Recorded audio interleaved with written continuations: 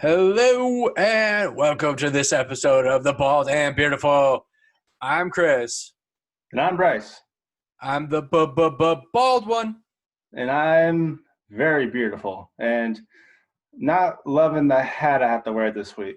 I can't lie. These hats are ridiculous. And with the way it's hitting my headphones, if I move, it hits me right in the eye. Like, I have to keep adjusting it to the side so else just wham hits me in the eye. Yeah. Well, it suits you. The hat. Well, No, I mean losing. Losing. Yeah. And it's not over till it's over. Well, it's pretty close. It is pretty close. No, mistakes were made. I had two opportunities to win this week, and I decided, you know what? Let's not take either one of them. I doubted myself, and I played favorites, and look where it's gotten me. It took a sure thing and flushed it down the toilet. Well, I mean, it is very festive considering it is the week of Christmas. We're recording this on Christmas Eve, or Christmas Eve Junior, if you will. I'm taking the role of Santa. Of the ho ho ho.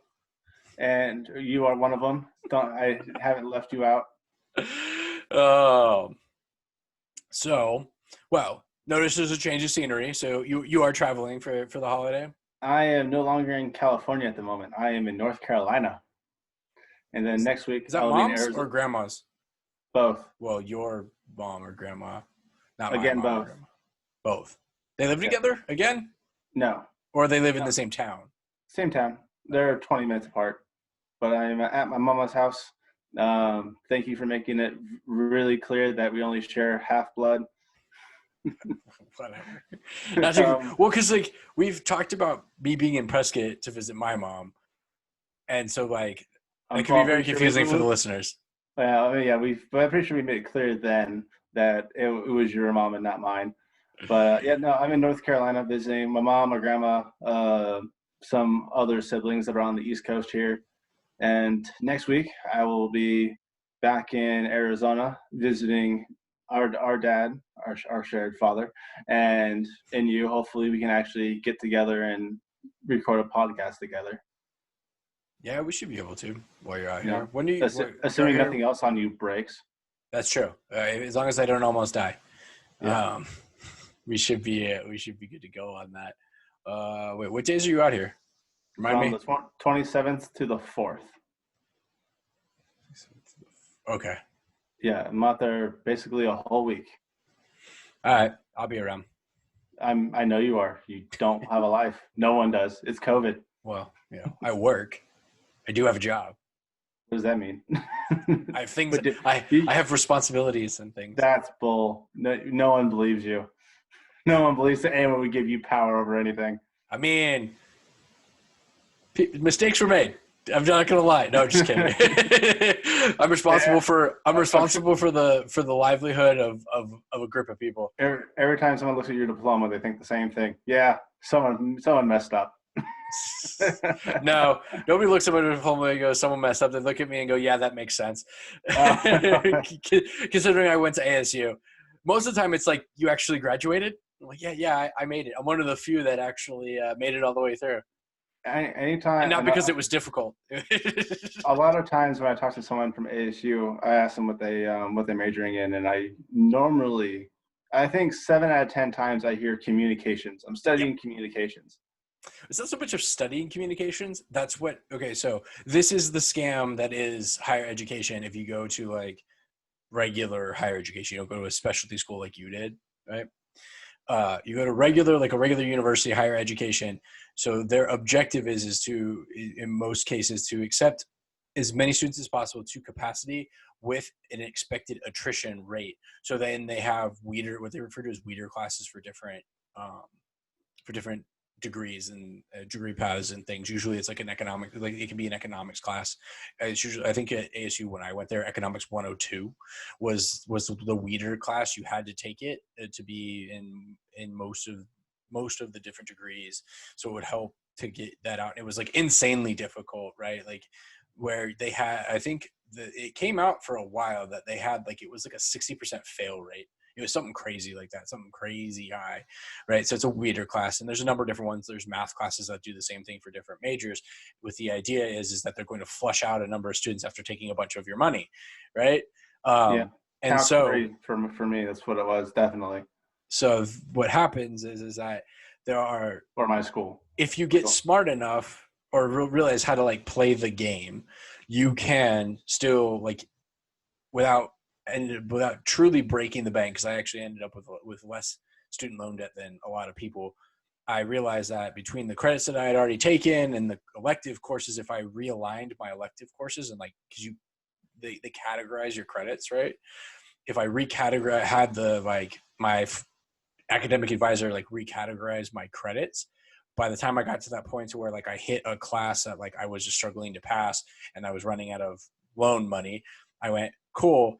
If I can graduate in a semester as long as I take these like 6 classes basically, right?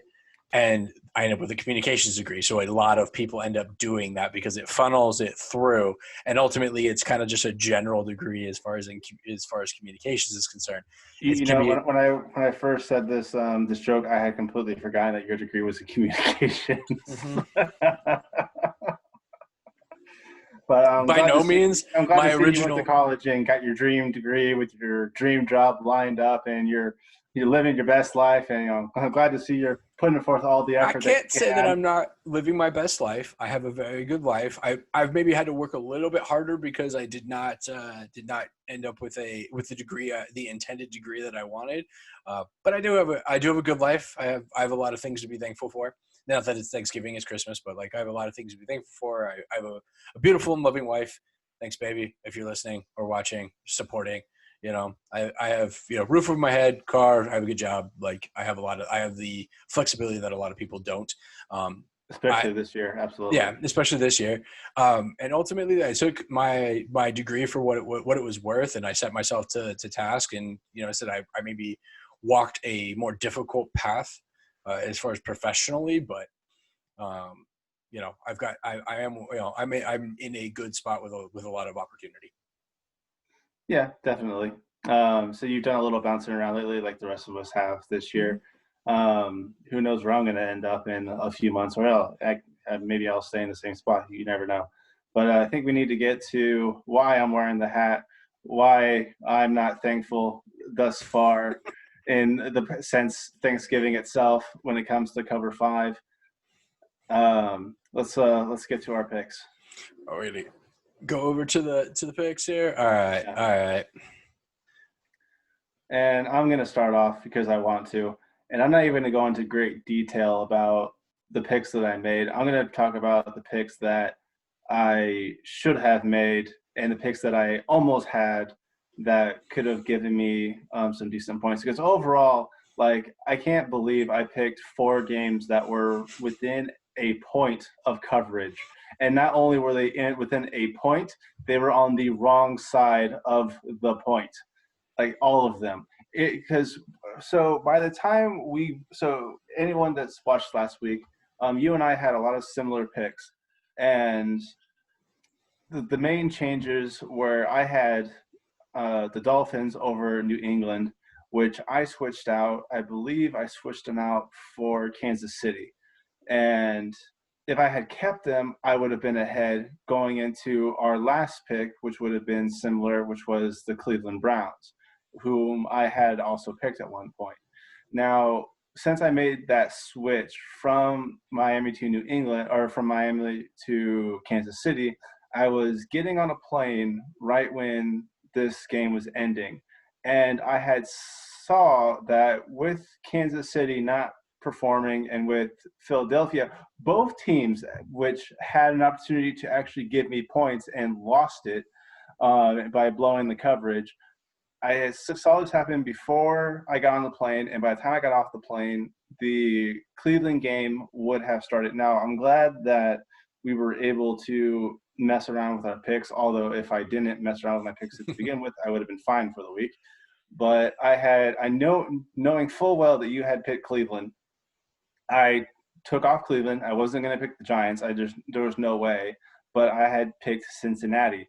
And then 2 hours before the game, I flipped it.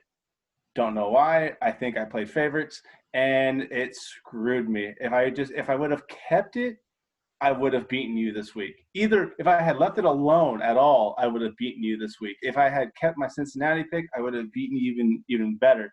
But just so many poor decisions were made this weekend, and I don't know if it was the high altitude or what, but I came so close to making the right decision, but just that one little hesitation, that one little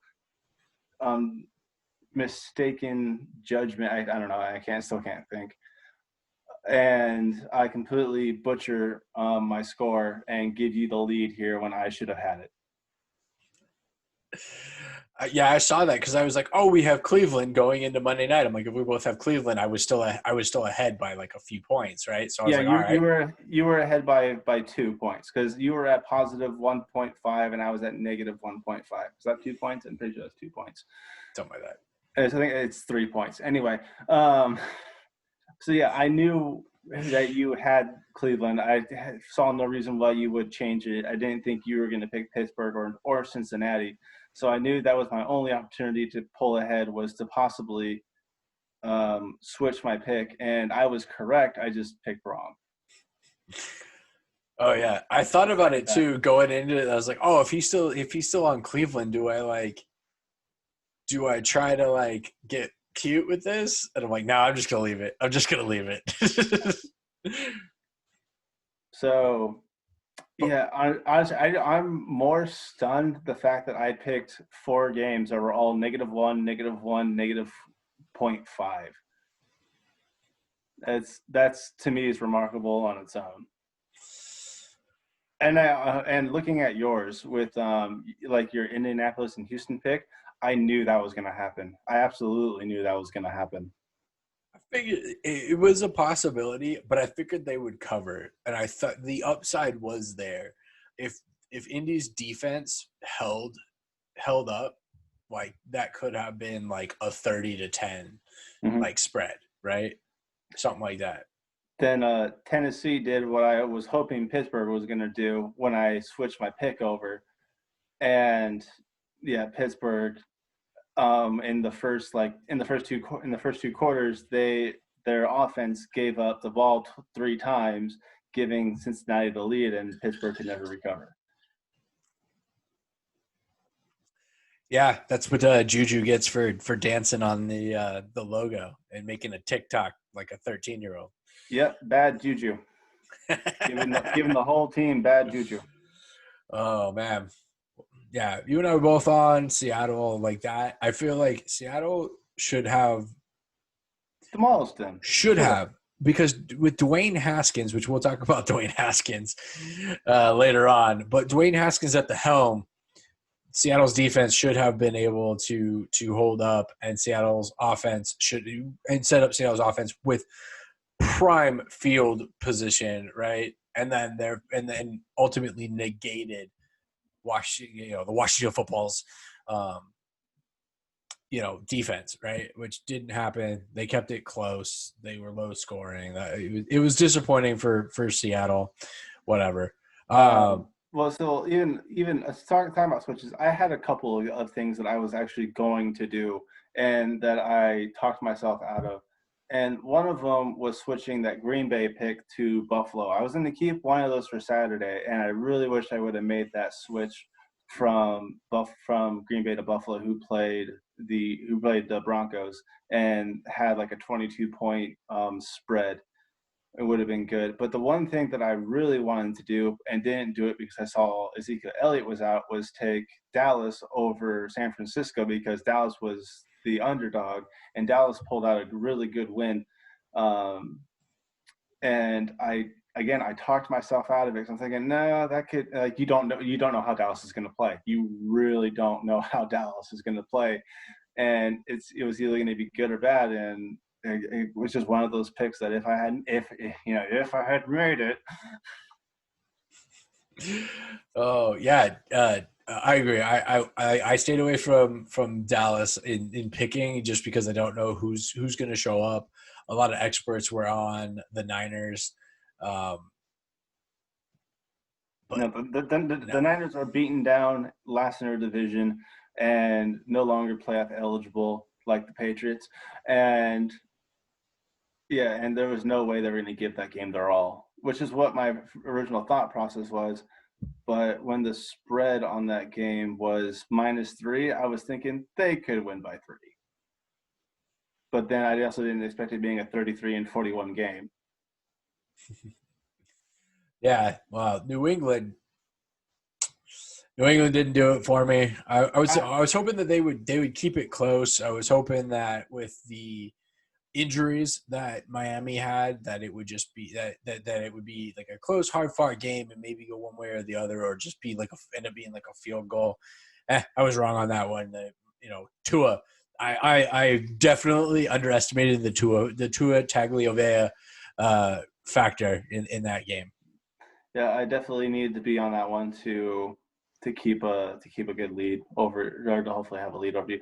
I don't know if I was to switch back a couple of my, if I was to keep my original picks, it would be -1, -1. I would have that 7.5, so um, I'd be at 5.5, and then so with that plus our Cleveland pick, I would have that 10 and that be at 15, and I would have beaten you this week if I had kept it the same. See, that's what you get for tinkering. Yeah, You I've tinkered. seen the league all the way through 3 times, and I still haven't learned not to tinker. Yeah, you tinkered. Tennessee, yeah, definitely. Well, Tennessee let Detroit score some garbage time. Should have been more points, but I'm not. I'm really not complaining with getting 10 points out of that game. They said Indy and Houston, with that being a wash, there was that possibility. That was basically like the floor for it. Really. The the one game that I saw that looked tempting that we both should have been on, which you know what I'm talking about? No. Jets. Oh God, you know what? I had them before. Like I switched it up before we recorded last week, and Yeah. I did have them picked, but I was like, oh, if you know the Rams just coast in and win by like a field goal, I'm still gonna get some points out of them. And I Yeah, was like, because I they were -17. Like, yeah, any kind of close game. But then again, you say that, but then but then it both, could have ended up being like a well, 20 to yeah, 3 yeah. game. Well, Seattle and Kansas City have both beaten on the Jets and taken like I think the Seahawks gave them like a 40-point lead. Had a 40-point lead over, so like they more than covered it. And Yeah. then the Kansas City, I think, beat them by or covered the spread by like 5. So you just don't know how that's going to go. But then again, the Rams aren't exactly Kansas City or the Seahawks. I'd say the Rams are more closely comparable to the Seahawks, and that's ultimately like I wasn't worried about comparing them to KC, but like figuring like Rams are close enough to in personnel to the Seahawks that like I was like I'll stay away from it. But yeah, this was a dog day afternoon for sure. Like you pick Cincinnati, take the big spreads. Honestly, it was good for the big spreads. So if you had taken Cincinnati and the Jets, that's huge, Yeah, right? that probably would have been league winners in our cover 5 Yeah, depending upon actually. what your other picks did, because like yeah, you figure. So if we swap out Seattle for for those, any of the zeros, because I wouldn't swap it out for Tennessee. Would have still taken Tennessee. Would have still taken Cleveland, but probably would have still taken Indy, right? So actually my negative ones are the ones I would have ended up swapping them out for. I take those two, and that would add another like 50 points almost to my current score. So yeah, I'm top 5. No, I mean So I'm probably first overall at that point.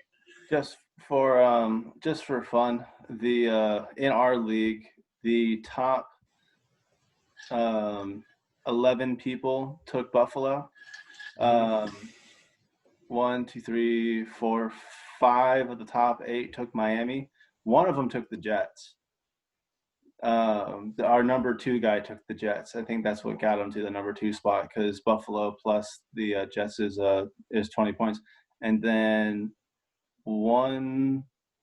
two people of the top 5 or so took Cincinnati, but a lot of Cleveland picks got people up to the top 10. A lot of Cleveland picks. Just a few more risky. Like, had we not been so close, we're battling it out for the league. I would have been more inclined to take some. Or if I said if we were battling out, or I was like one way or the other. If I was like way behind or like way ahead, I would have where I could have sacrificed this week.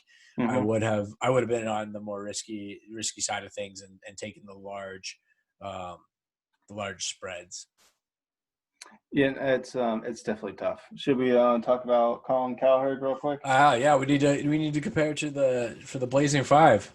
So yeah, do you want to go through it? Let me go through it. You wrote it down. I didn't write it down. Yeah, it's your idea, and you make me write it down. So I'm making you do the research. I'm glad that you're contributing.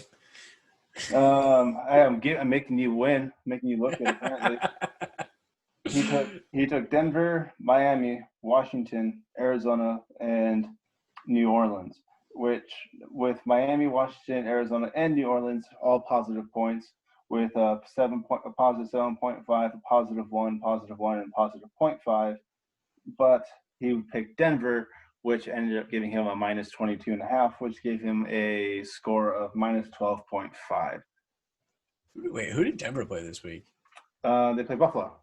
Oh, yes, they played Buffalo, and Buffalo just thumped them. That's right. Which brings him down to a total of 15 points on the season. All right. Ooh. Am I ahead of him, or am I like right there with him? I don't know. I don't know what you're at. I know I'm behind him. I've had negative whatever for the past. You've had over negative. You've had more than negative 20 points for the last couple of weeks, I think. Yeah. Our father is barely hanging on to the number 2 spot. Yeah, he needs to make sure. He needs to make sure that he makes good picks because he's had some picks that have cost him some valuable points. I am at 23 positive points on the season, which means I have overtaken Colin Cowherd and his Blazing 5 picks. This may be the first time you've overtaken him.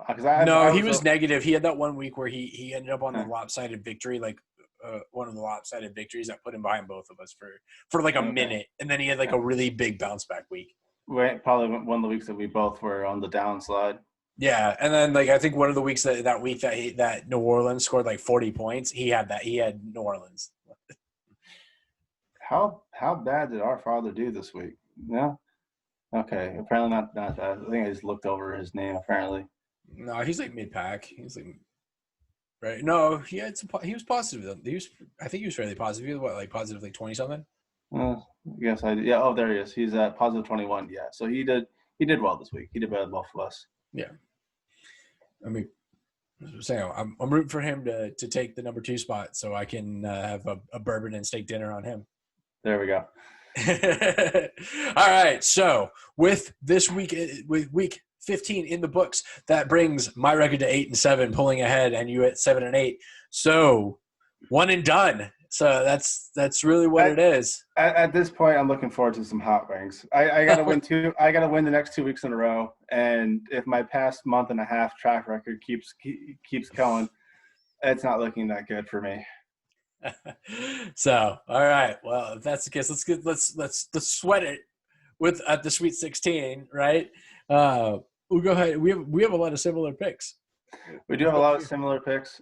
3 of them, from what I can tell, and 1 on the opposite side of things. Both going for Arizona. We both like Arizona. With their loss to Dallas and how beat up San Francisco is, I don't see why Arizona can't pull out this win. I really don't. That's where I'm at with that. What do you think? Well, they need the win. I know that there's statistics around teams that need a win going against teams that are eliminated, but factoring in, like I said, the injuries, right, that are there, and that they're not really playing for much of anything. I think Arizona needs the momentum So I think they need a big win. Besides the fact that they just need a win, I think they need a big win to build momentum going into the playoffs. That's where I'm on Arizona. Indianapolis, I'm not sure I'm going to keep. I'm not because I'm a Steelers fan, but I mean the reason why I picked it initially was because Steelers have not been doing well on offense. Their defense still holds pretty good, but Indianapolis has a good offense, and they have a really good defense, a better defense than the Bengals than I thought. Originally, I like them, but I now also don't want to see them win.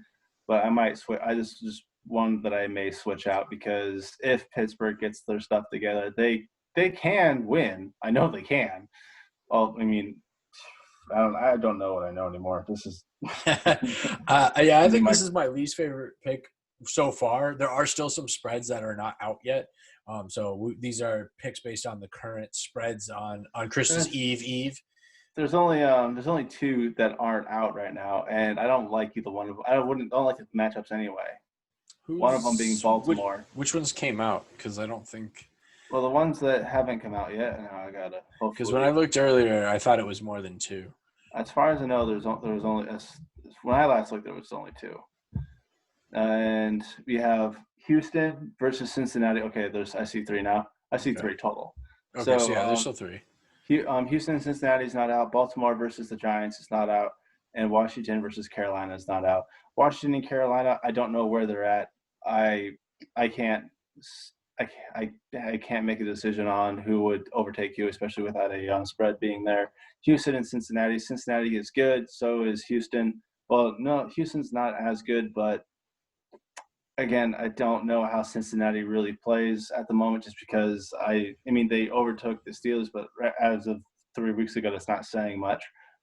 And then Baltimore and the Giants, depending on the spread, because I'm expecting that to be a big spread, and I don't know if I trust Baltimore to cover a huge spread.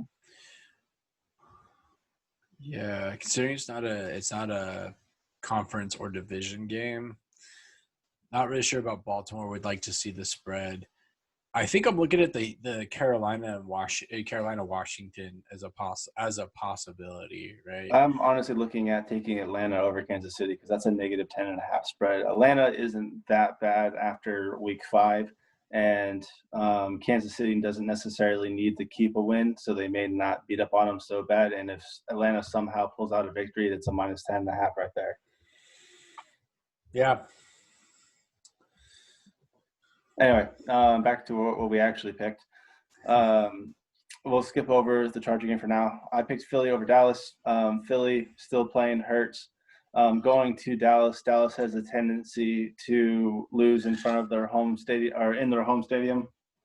Don't know what it is, but I think Philly is a better team at the moment and can come back and put a whooping on Dallas this week. And then Buffalo, you and I are both on Buffalo against New England. New England is eliminated from the playoffs. They may not try as hard, and I'm hoping that Buffalo will run up the score on that game like they did against the Broncos. What do you want to say about that? Yeah, no, I'm on that. New England doesn't really have anything to play for. There's a chance that they'll bench Cam Newton just to keep him healthy.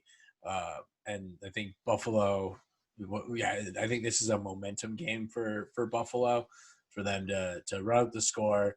It's even though they've clinched their division, right?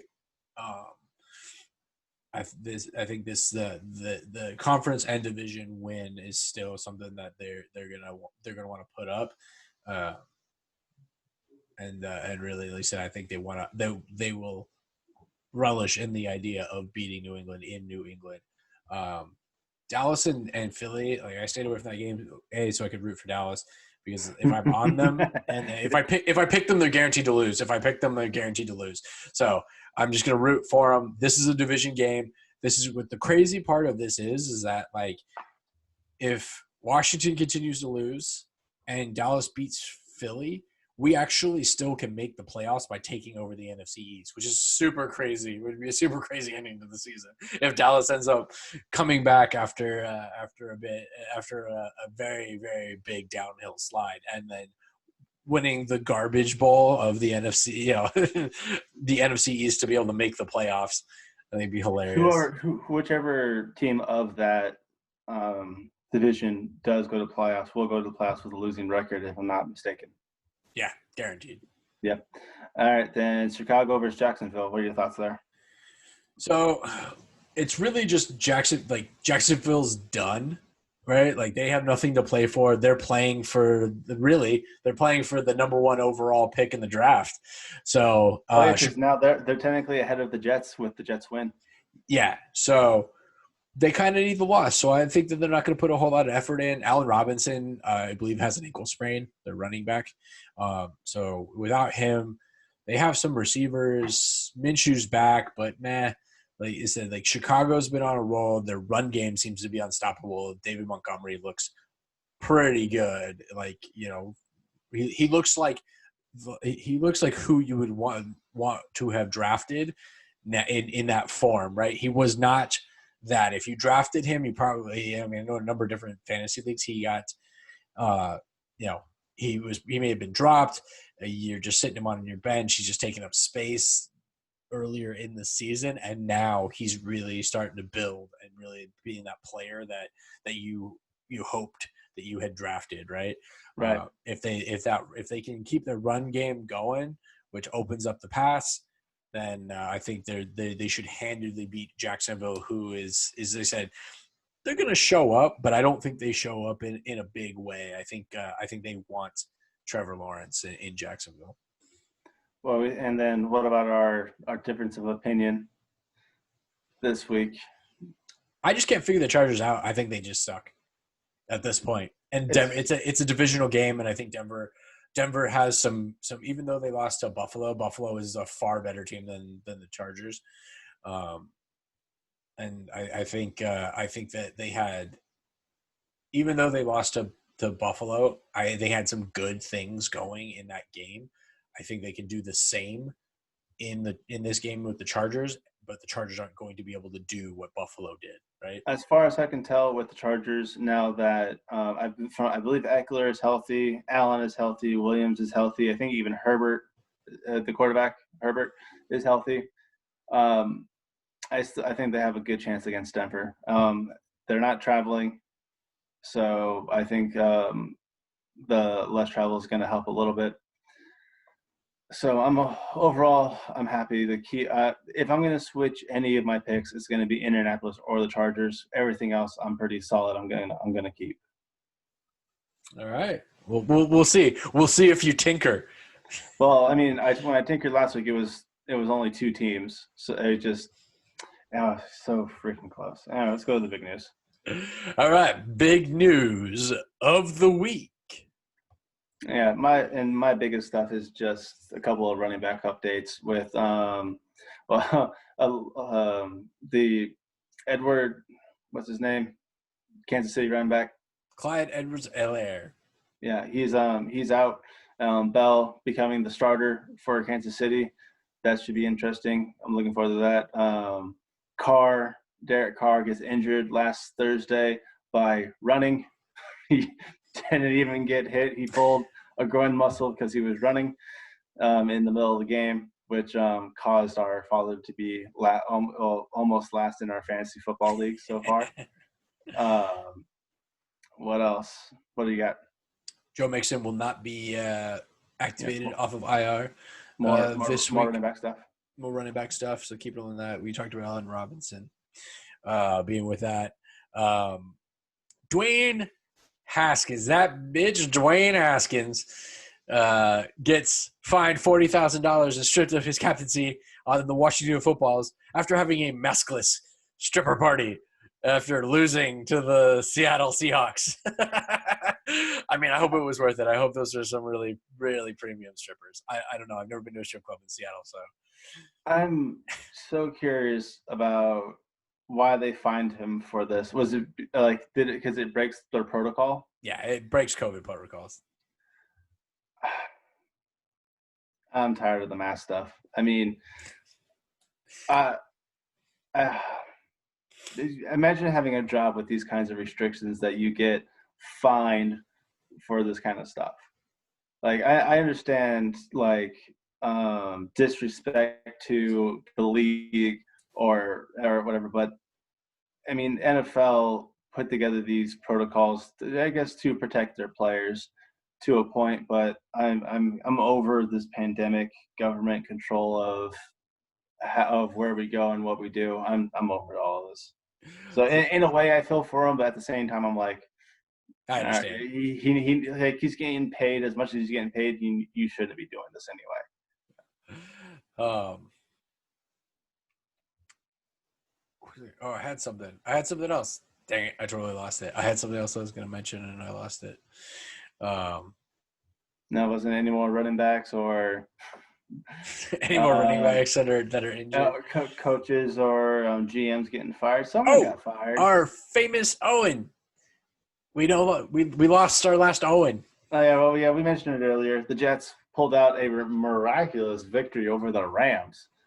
To screw up their first overall pick status.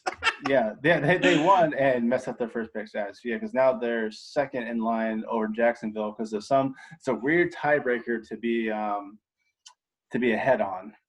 It's really interesting. Yeah, and, the Jets have been winless for so long. You don't even think about that other team that only has one win. Like I didn't even think about it. I had no idea that Jacksonville only had one victory. Yeah, I really didn't until just recently, and then Cincinnati until this week only had one win also, so now they have two. Freaking Steelers! I don't understand. But Juju did say that he would stop dancing on the logos in the middle of the field making TikToks. Like he had a meeting with like the head coach or whoever, and they basically told him, "You need to stop doing this." Oh. And I don't know if it's because how long has he been doing it? The only time I knew he did it or they said anything about it was during the Cincinnati game. He's been doing it for a minute. It's been a thing. What has it been happening since before Washington? Is my question. I don't know. Yeah, I really want to know if that's when it started. Because if that's when it started, I would laugh. It's his fault. He definitely cursed the team. He cursed the team because they went 11-0, and then he started dancing on their logos, and the teams went, well, nope. Give him a little bit extra motivation.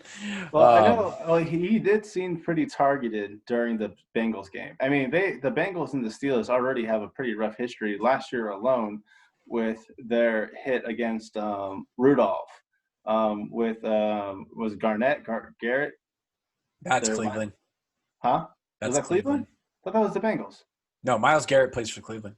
Then I'm thinking of when the Bengals hit Antonio Brown. Yeah, that's a while ago. Yeah, no, they still laid it's still talked about. Yeah, that's true. There is still rivalry there. Yeah. Oh yeah. No, for sure. I mean, division game or not division game, there's still.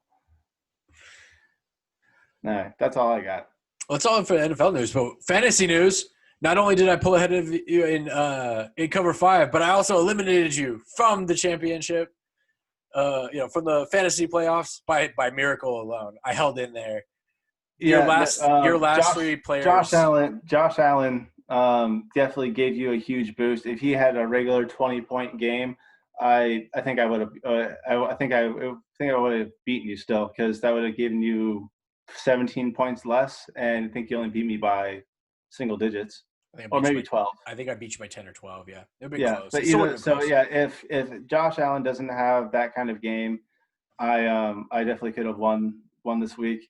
And and this is how you win a league, is when you see things like Elliott is not playing and his backup is on the waiver wire, and you don't go pick him up and put him on your team when he scores 20 points that week and would have given you the win. Yeah, that's how you win. Completely. And I was traveling all that day, so I don't know if I just didn't think of it at the time, because that's how I ended up winning. It hadn't been like week 9 or 10, something like that, when both Mixon went out and Jones went out. I picked up Bernard at the time, and who's the backup for Jones? Williams. I picked them both up that week, and they both scored 20-plus points that week and gave me that win. So that's how you win your weeks. And I don't know why I saw, hey, look, Elliott's not playing.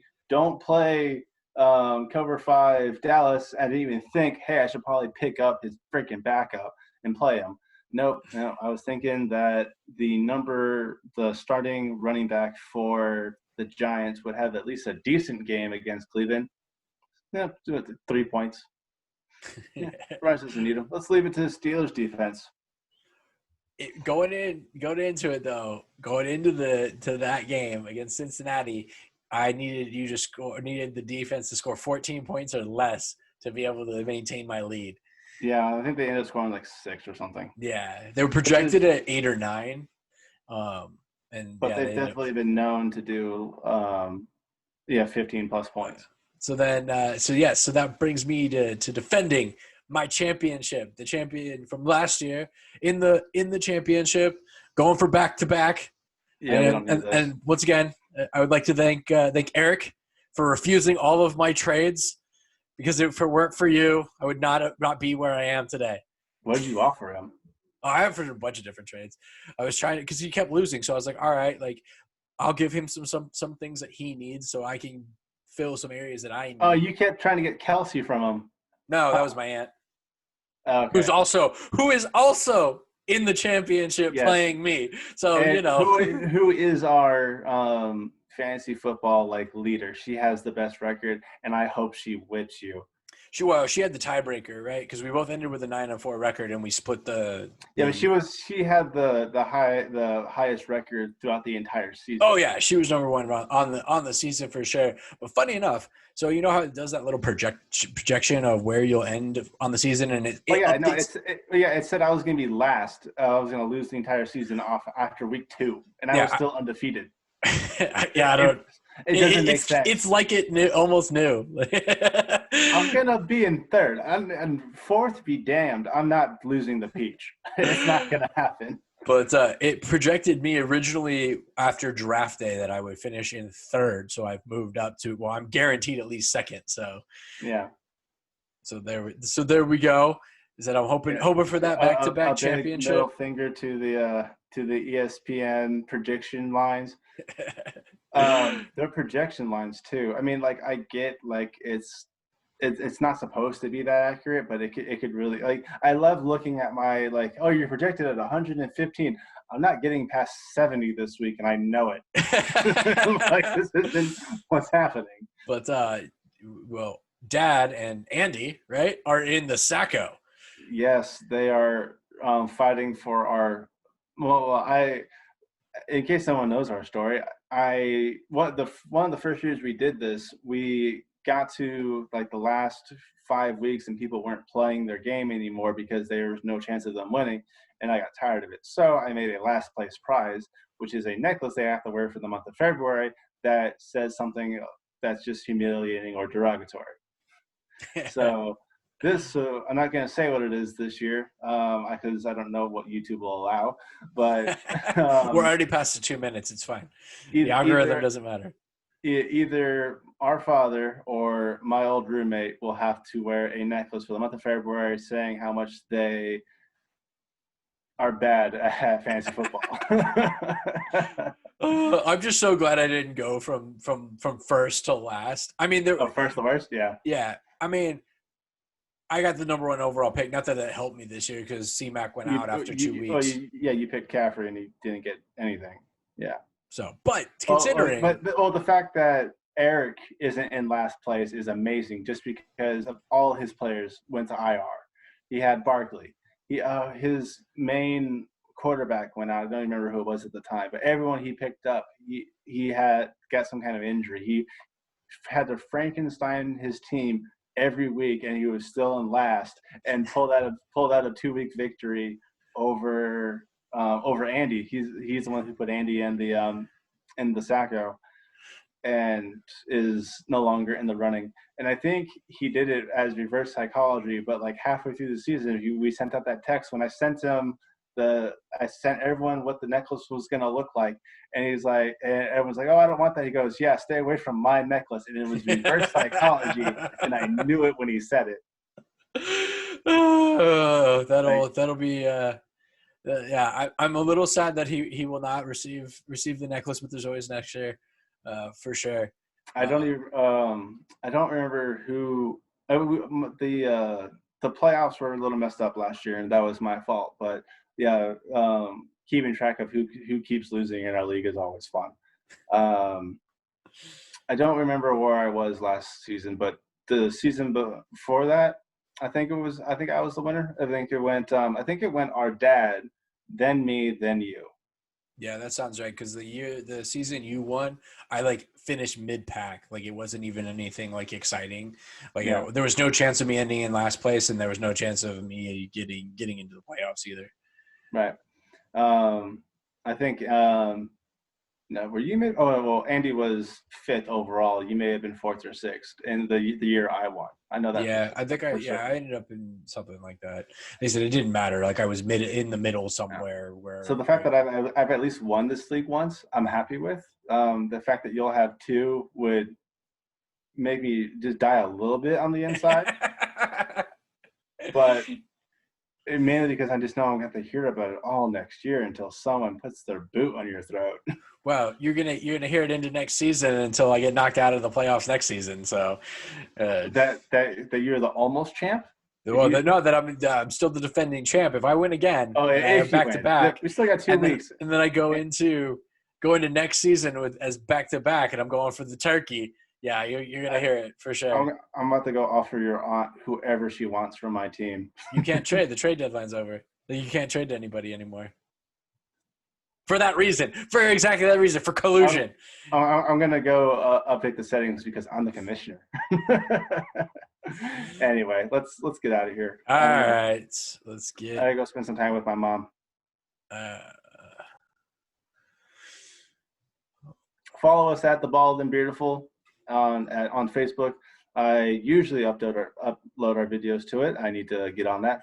You can email us with any questions, comments. You can leave your concerns at home at theballandbeardiful@gmail.com. Gmail. I feel like I'm talking weird. I think I'm just talking too fast. But please share this video with friends. Hit the like button. Hit the subscribe button so you know when we post new content. I wish everyone a Merry Christmas. I will wish you a Happy New Year next week when it is my and my brother's birthday here. It's going to be fun. All right. Until next week, same ball time, same Beardiful channel. Good night.